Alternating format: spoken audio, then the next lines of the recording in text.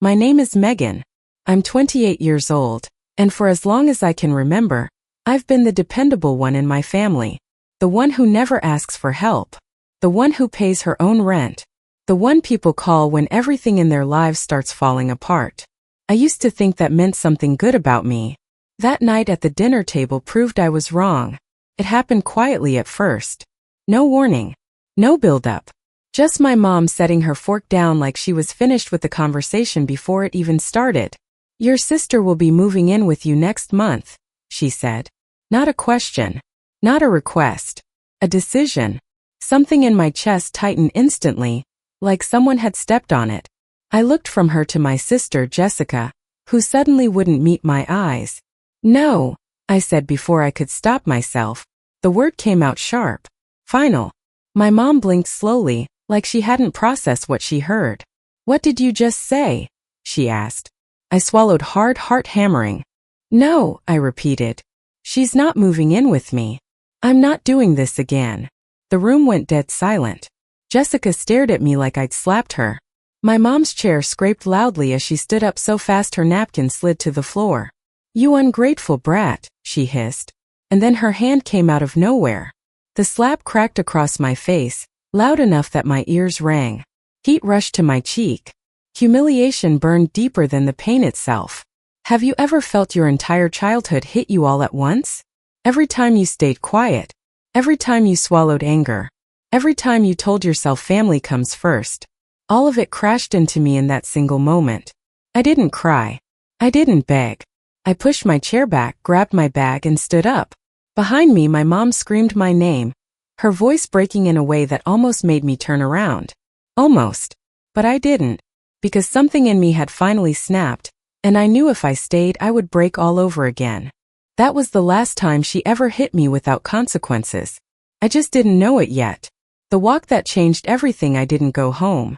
I walked, block after block, until my legs ached and the sting on my cheek dulled to a deep throb. The taste of metal lingered in my mouth long after the pain started fading. But the anger didn't. It burned quietly, replaying her words over and over. Ungrateful brat. As if I hadn't worked 2 jobs through college while Jessica figured things out.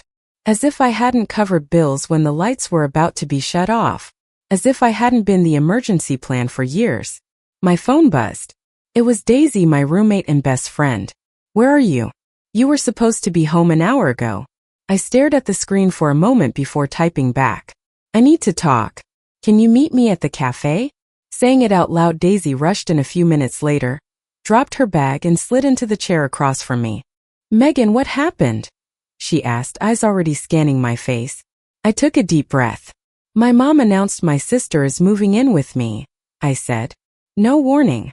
No asking. Daisy frowned. And I said no, I continued. She slapped me. Daisy leaned back slowly. She hit you again. That word echoed. Again.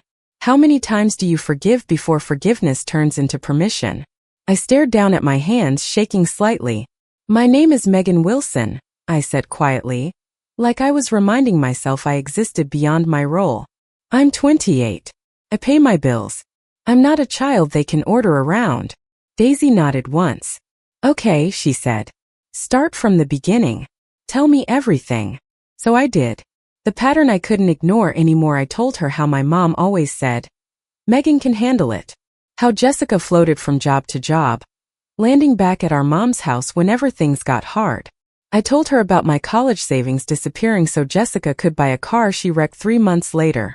About paying off her debt because family doesn't let each other drown. And now, I finished, voice tight.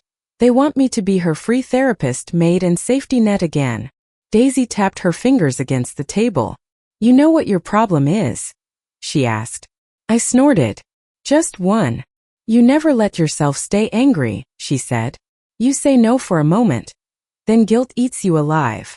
She wasn't wrong. How many times has this happened? She asked.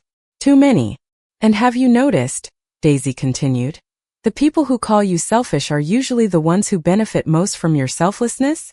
That landed hard. What if this time, she said, leaning closer, you don't fold? The thought that terrified me that night, lying in bed, my cheek still sore, my phone glowed beside me. Years of messages stared back. Can you spot me $200? Mom said you could help just this once. You're the only one who understands. Transfer after transfer. Promise after promise. I started taking screenshots. Labeling them. Organizing them. Felt wrong. And at the same time it felt like freedom. Have you ever done something that scared you and liberated you at the same time? The next morning my mom texted, "We need to talk. Park at 4. Don't be dramatic." I stared at the message and realized something important. This time I wasn't coming to fix things. This time I was coming with receipts. Before we go any further, don't forget to subscribe for more stories like this. If this already hit close to home, give it a like, it really helps the channel. And comment below, what would you have done after that slap? I didn't sleep that night. Every time I closed my eyes, I felt it again, the sting on my cheek, the look on my mother's face when she realized I wasn't backing down, the silence that followed when I walked out. By morning, my anger had cooled into something sharper. Clarity. I checked my phone first thing. 3 missed calls from my mom. 2 from Jessica. 1 voicemail I didn't listen to yet. I already knew what it would say. The meeting I didn't want at exactly 3:58 p.m. I parked near the cafe by the park. I didn't go inside. I sat in my car, breathing slowly, grounding myself. I reminded myself of something Daisy had said the night before. You're not responsible for managing their reactions.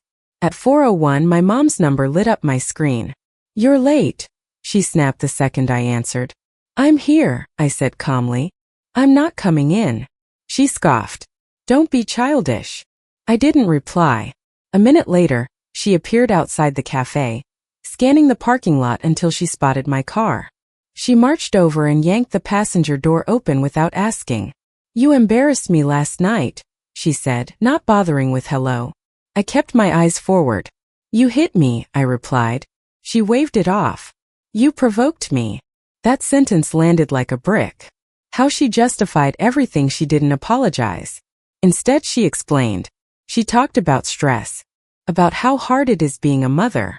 About how Jessica needs support right now. She's fragile, my mom said. You're strong. There it was again. The excuse dressed up as praise.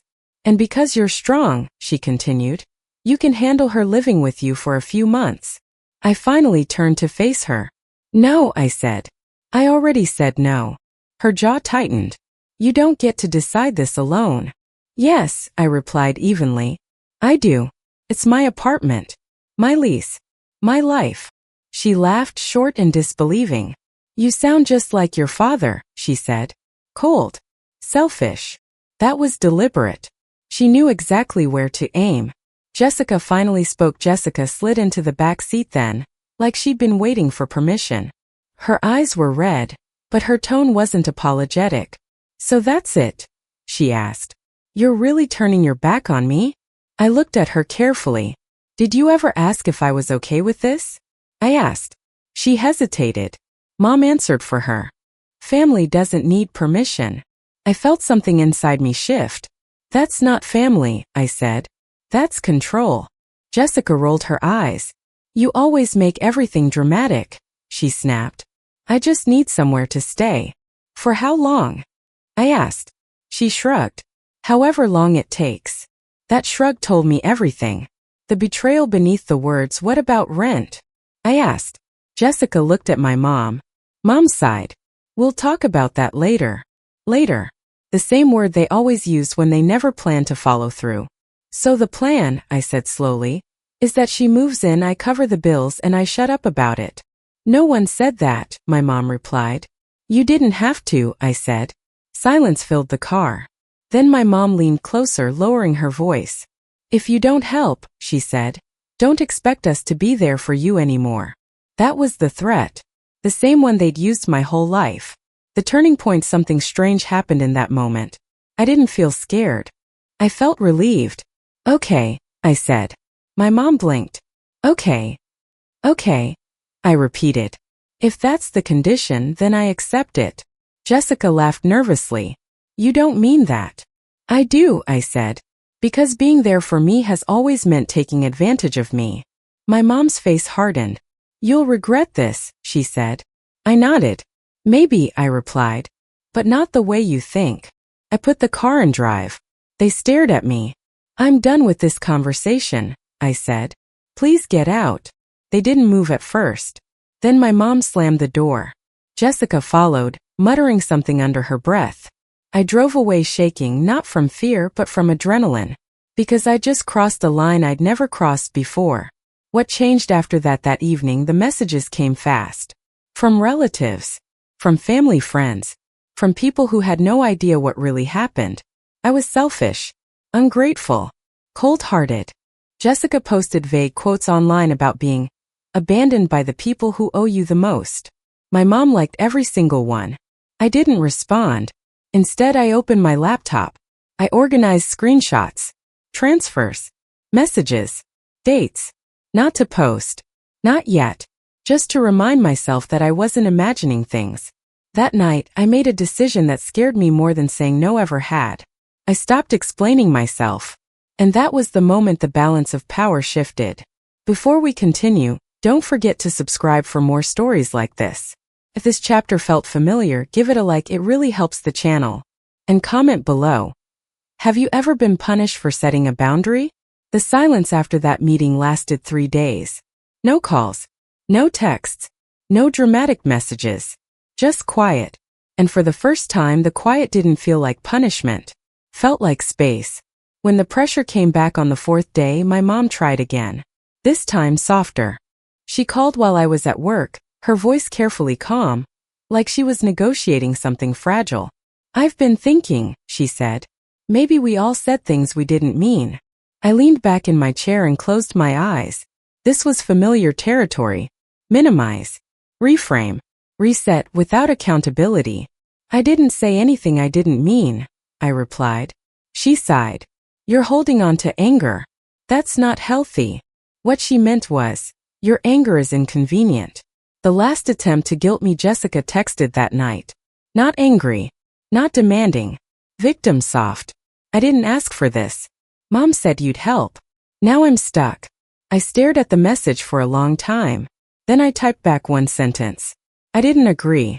And I'm not responsible for promises made about me. She didn't reply. Instead, she posted a photo of herself crying. A caption about being abandoned by family. Comments flooded in. People took sides. And something inside me finally clicked. The choice I made, I didn't defend myself online. I didn't post screenshots. I didn't start a war. I did something far more effective. I disengaged. I muted conversations. Archived messages. Stopped responding. And suddenly the chaos had nowhere to go.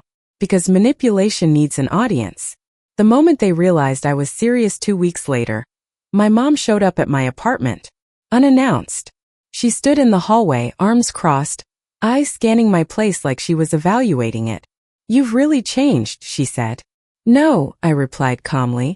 I stopped compensating. She scoffed. You think you're better than us now? I shook my head. I think I'm done being smaller so everyone else can stay comfortable. Her face tightened. You're tearing this family apart, she said. I met her eyes. No, I said. I just stopped holding it together alone. That was the moment she understood. This wasn't temporary. What revenge actually looked like. There was no explosion. No apology tour. No dramatic reconciliation. Just consequences. Jessica had to figure things out herself. My mom had to sit with the fact that control doesn't equal love. And I got my life back. That was the revenge. Not pain. Freedom. The peace that followed. Weeks passed. Then months. The tension faded. Not because things were fixed, but because I wasn't feeding them anymore. I focused on work. Built savings. Spent time with people who didn't confuse love with obligation. And something unexpected happened. I stopped feeling angry. Because anger is what you feel when you're still hoping someone will change. I wasn't hoping anymore. The lesson I'll never forget. If you're listening to this and you've ever been told you're selfish for setting boundaries, hear this. You are not responsible for saving people who refuse to save themselves. You are not cruel for saying no to unfair expectations. And you are not breaking the family by refusing to be used. Sometimes the bravest thing you can do is step back and let others face the reality you've been shielding them from. Before you go, don't forget to subscribe for more stories like this. If this ending resonated with you, give it a like, it really helps the channel. And comment below. Would you have stayed?